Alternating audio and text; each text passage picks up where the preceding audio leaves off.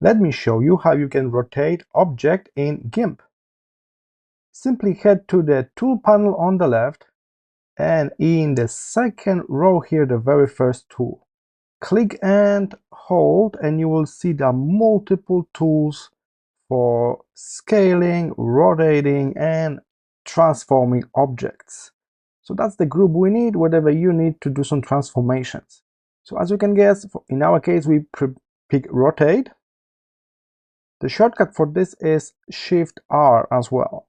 And with this tool, you can now click on the object and add rotation.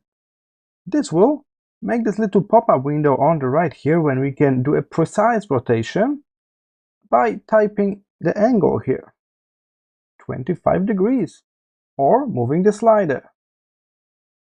Right now I'm rotating from the center, but I can offset that, and now I'm rotating from the top of the image. You can of course reset or confirm this new rotation by clicking rotate. And we are done. That's how you rotate your objects and images in GIMP.